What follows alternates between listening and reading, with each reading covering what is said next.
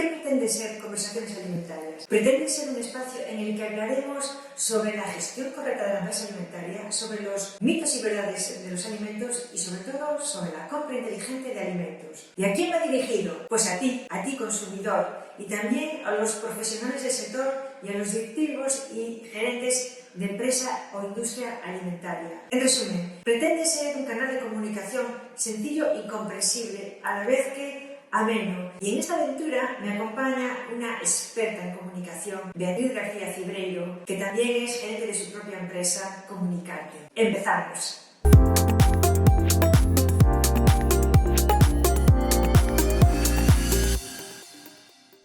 Hola de nuevo a un nuevo programa de Conversaciones Alimentarias. Estamos ya en el número 13, Esther Vázquez.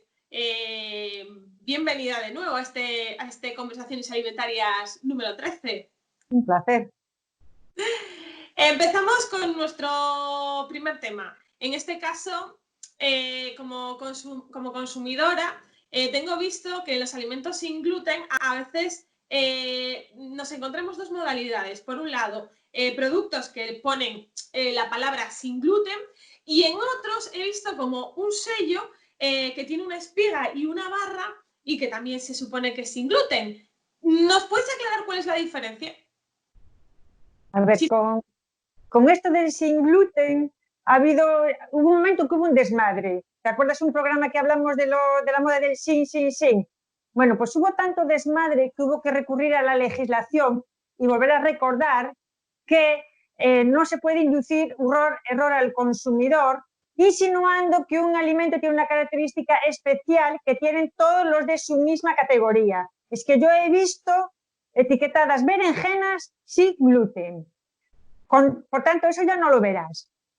Por tanto, lo que tú dices, sí que es cierto que se encuentran alimentos en los que solo ponen la palabra sin gluten. ¿Qué significa eso? Pues significa que ese alimento no contiene más de 20 miligramos de gluten por kilo de alimento. Pero también te puedes encontrar otras declaraciones que pone muy bajo contenido en gluten, que lo que viene a decir es que ese alimento no contiene más de 100 miligramos de gluten por kilo de alimento. Bien, otros fabricantes, en vez de optar por poner sin gluten, o además ponen un sello, que es el sello que ya empieza a ser conocido, que es una espiga barrada, que es este. Bien, es un sello que lo ha elaborado una entidad internacional y que es certificable. Por tanto, implica costes. Aquí en España, por ejemplo, para poder usarlo tienes que contratar previamente con FACE, que es la Federación de Asociaciones de Celíacos de España, ¿vale?, para poder poner este sello. Los costes ya son, tienes que pagarle un canon a FACE, tienes que pagarle una obligación que FACE ha decidido que sea obligatoria, tienes que pagar la auditoría de certificación y tienes que pagar todas las analíticas que ellos dicen que hay que hacer. Vale. Traigo a colación lo de FACE porque seguramente nos suena, porque en su día, antaño, tenía su propio sello, que es este. Ahora ya no se verá, porque se adscribió a la espiga barrada. Pero otra tercera opción que tenemos para saber si un alimento tiene gluten o no es irnos a mirar la lista de ingredientes.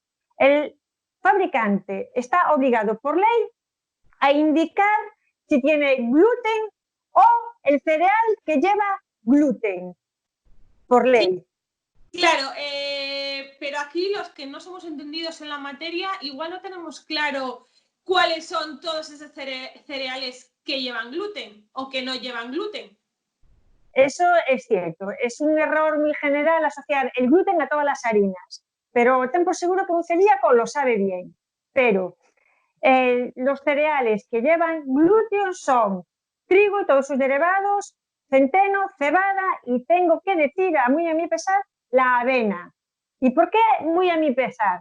Porque si tú te vas al apartado de alérgenos de la legislación alimentaria, la de etiquetado, también incluyen la avena, por el hecho de que hay una preocupación muy grande de que en el mundo y en el negocio de los cereales haya contaminación cruzada de trigo, centeno, cebada con la avena. Por eso se ha decidido poner a la avena en el mismo saco.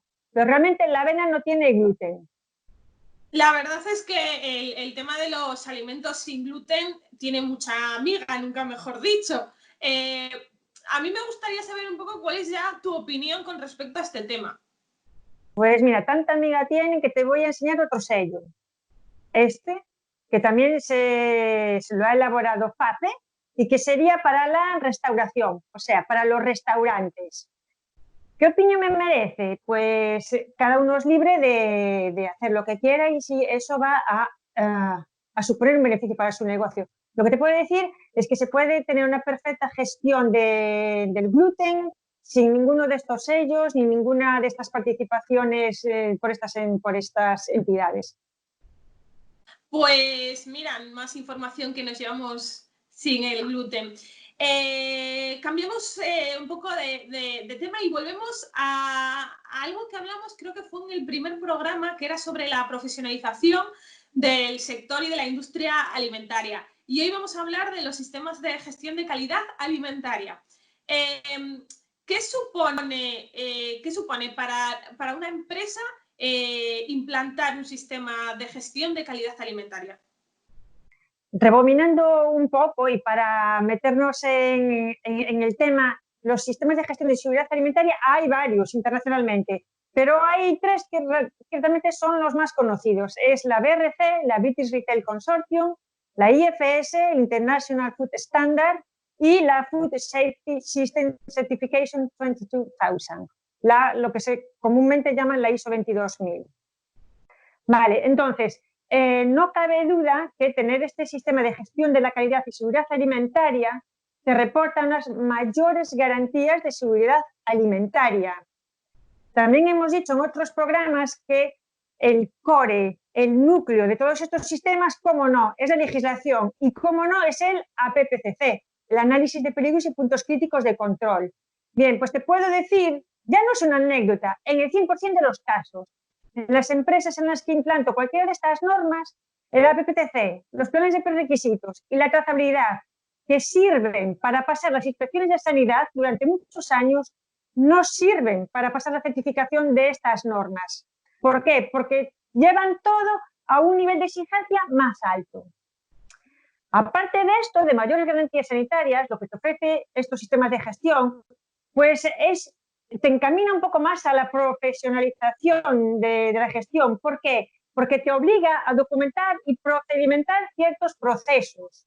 También te obliga a establecer objetivos y las funciones de los empleados. Bien es cierto que todo muy enfocado a la calidad y a la seguridad de los alimentos, pero es un comienzo.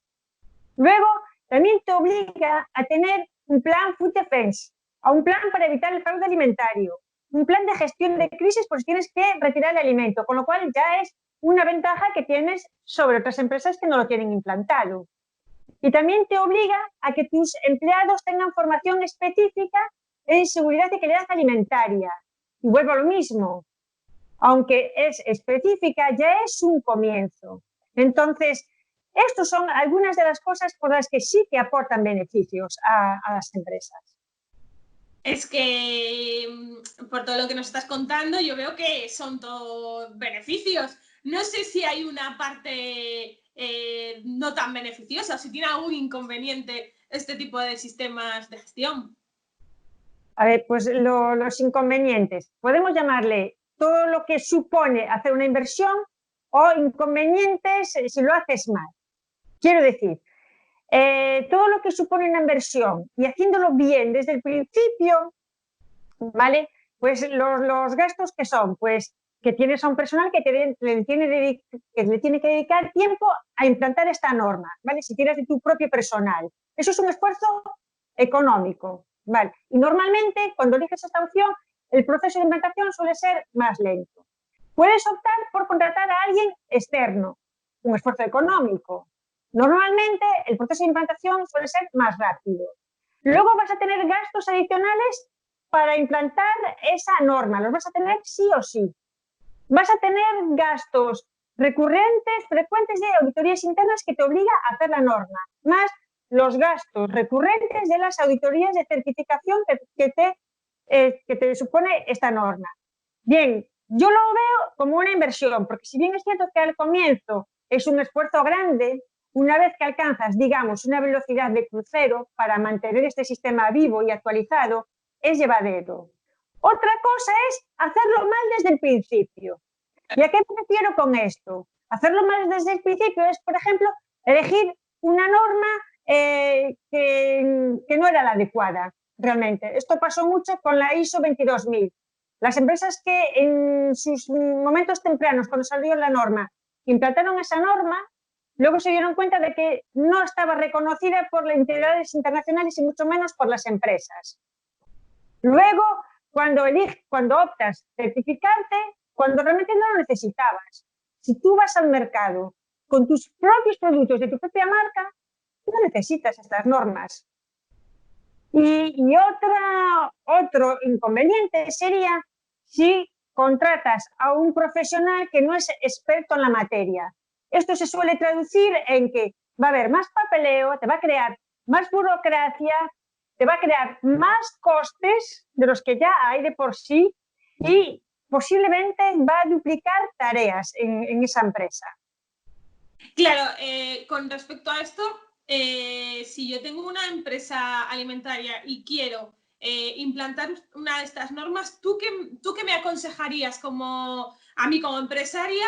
¿Qué debo pedirle a ese profesional externo que voy a contratar para hacérmelo, para implantar este sistema? Lo más importante, y aunque parezca de perogrullo, es que conozca el sector alimentario y la legislación alimentaria. Tú te puedes conocer muy bien la norma, tenerla memorizada, pero si no conoces de qué va el sector, no sabrás interpretar lo que dice cada punto y no sabrás interpretarlo para la empresa para la que estás trabajando, porque un mismo punto se interpreta de diferentes maneras según la empresa para la que estés trabajando. Y luego yo recomendaría que hacerlo en la modalidad de interim manager, es decir, ir más allá de una asesoría, una consultoría donde te dicen qué tienes que hacer y luego tú te tienes que apañar y hacerlo. Cuando coges a un personal externo, la mayor parte de las veces es porque no tienes personal cualificado. Y además, este personal externo, en esta forma de interim manager, es capaz de solventar los problemas que van surgiendo en la implantación y va contigo de la mano todo el tiempo. Claro. Dicho esto, estos sistemas de gestión de calidad y seguridad alimentaria tienen muchas ventajas, pero ojo, no significa que tú te vuelvas una empresa eficiente. Tú puedes tener estas normas implantadas y ser una empresa muy poco eficiente, ¿vale? Y tampoco el hecho de tener estos sistemas de gestión significa que vas a responder a las nuevas demandas del mercado, que son como te están pidiendo ahora cada vez lotes más pequeños, más variedad de productos, plazos de entrega menores, buena atención al cliente. Tampoco significa esto, pero ojo, sí que reporta beneficios haciéndolo bien. Es un camino, un paso más hacia la buena gestión. Tomo absolutamente nota y espero que las personas que nos están escuchando o viendo que también la tomen de todos estos consejos, pues para ir implantando en los ámbitos en los que nos hagan falta. Esther, dejamos ya el tema industria alimentaria y entramos también de lleno en un tema que es la OMS y las recomendaciones de la OMS, en un momento además en que estamos escuchando, pues por motivos del COVID-19, estamos escuchando mucho, pues eso, recomendaciones de la OMS en todos los aspectos.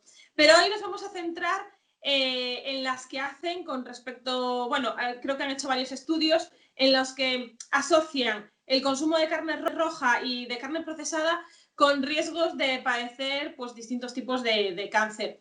¿En qué se basan para afirmarlo? Bueno, pues esto se basa en un informe que sacó la Agencia Internacional de Investigación sobre el Cáncer, que es una agencia que depende de la OMS. Esta agencia solo se encarga de investigar si una sustancia, la causa-efecto que puede tener una sustancia con la aparición del cáncer. Vale. A esta organización pueden venir peticiones de agencias, entidades de la salud de todo el mundo. Pues resulta que en el 2014 les llegó una petición de que investigase la relación causa-efecto de la carne roja y la carne procesada y su relación con el cáncer colorectal. La petición fue con carácter de urgencia, por eso a finales de octubre ya teníamos en el informe. Y es a partir de este informe cuando la carne roja y la carne procesada entró en ese listado que tiene esta agencia para poner esas sustancias que ha investigado relacionadas con el cáncer. ¿Y realmente existen, o sea, existen datos concluyentes o se está creando cierta alarma social? A ver, en el caso de los estudios es como los contratos, hay que leer la letra pequeña. Esta agencia se cansó de insistir que nunca se dedica a estimar un riesgo. Por lo tanto, los titulares de los periódicos de la carne roja, la carne procesada aumenta el riesgo de producir carne ya no es correcto. Esta agencia solo trata de identificar los peligros y solo busca asociaciones entre la causa y el efecto.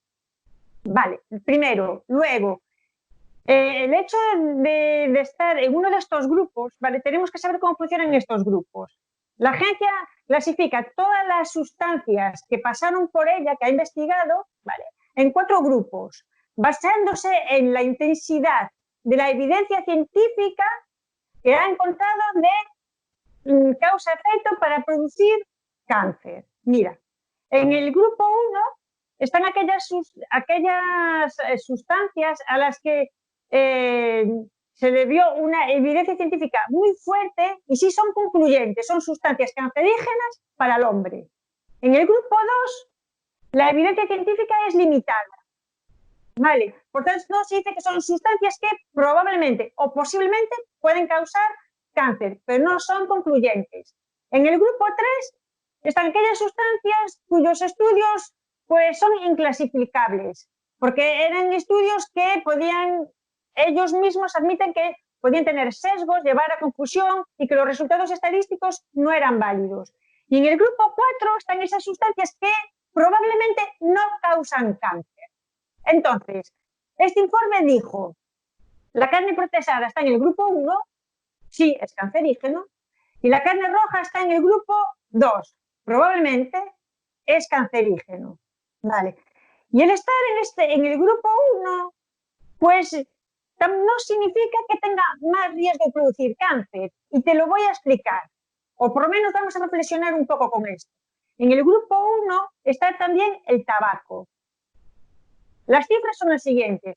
Se estima que 1 millón de muertes por cáncer al año son debidas al tabaco, frente a 34.000 muertes al año de cáncer atribuidas a un consumo de carne procesada.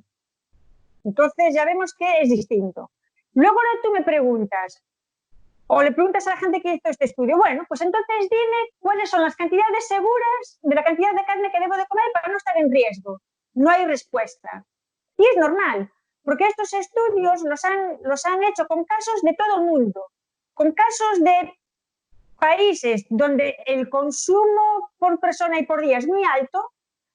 Por ejemplo, en Norteamérica consumen algo más de 300 gramos de carne al día por persona.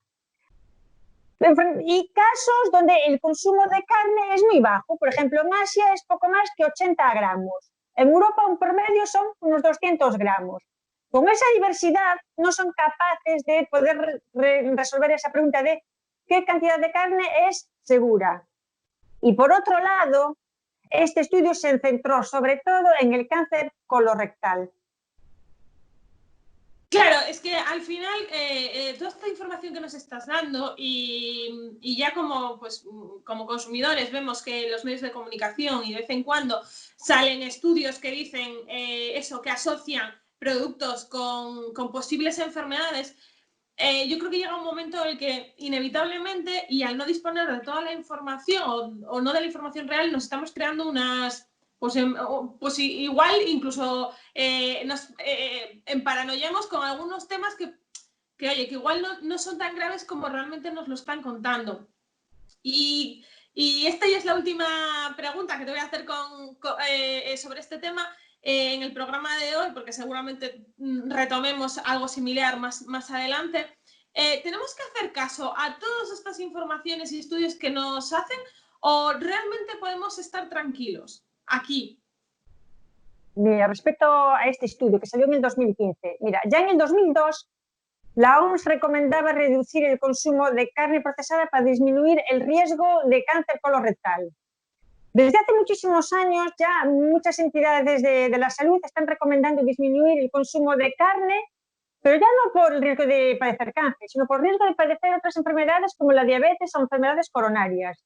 Y también desde hace muchos años los oncólogos están aconsejando reducir el consumo de carne procesada para disminuir el riesgo de cáncer colorectal, de próstata, de ovarios, de pulmón. Y ya desde hace muchos años, ¿vale?, se sabe que las sustancias que se utilizan en los productos procesados, en los curados, en esos que están en el grupo 1, ¿vale?, los nitratos y los nitritos, producen compuestos nitrosos que se sabe que son cancerígenos. Y además también se sabe que cuando tú haces una carne a la barbacoa, donde la llama entra en contacto directo con la carne, o cuando haces un proceso culinario con una temperatura muy alta, se forman compuestos como los hidrocarburos aromáticos policíclicos o aminas u otros compuestos que ya se sabe que son cancerígenos. Por tanto, la conclusión sería la misma tranquilidad que tenías antes de que saliera este informe. Si eres una persona que está informada, la misma tranquilidad. Si eres una persona que no estaba informada, bienvenido sea recordarlo. ¿Por qué? Porque el cáncer es un reto sanitario. Va a más, está creciendo. Se estima que para el 2040 ya habrá más de 30 millones de casos nuevos. En el 2018 se estiman que fueron 18 millones de casos nuevos. Imagínate el crecimiento exponencial que se está pronosticando. Sin duda, datos que son, o sea, datos preocupantes y datos que tenemos que tomarlos muy en serio, pero bueno, eso. Y antes de tomar decisiones con respecto a la alimentación y demás, pues informarnos y asesorarnos lo mejor posible, pues para no caer en errores, en miedos o en situaciones que realmente no tenemos todos los datos de ellas. Esther, ponemos punto final a este programa número 13 de Conversaciones Alimentarias y una vez más pues os invitamos a seguir acompañándonos en las distintas redes en las que estamos y os esperamos en el próximo programa. Gracias, Esther. A ti.